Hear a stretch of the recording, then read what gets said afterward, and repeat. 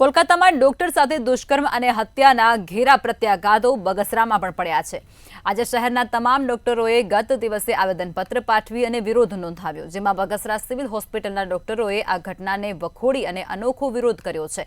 Civil hospital પર ફરજ પરના ડોક્ટરોએ કાળા કપડાં પહેરી અને વિરોધ દર્શાવ્યો। કોલકાતામાં બનેલી ઘટનાને જિલ્લાભરમાં ડોક્ટરો વખોડી અને વિરોધ સાથે ઘેરા પ્રત્યાઘાતો જણાઈ રહ્યા છે।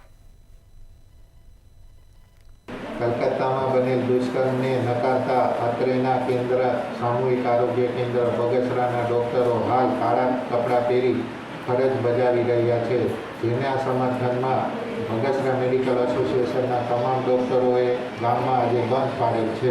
ડોક્ટરો તેમજ સ્ટાફને પરેશાન કરવામાં આવેલા હતા, એની સાથે મારફાડ પણ કરવામાં આવેલી હતી।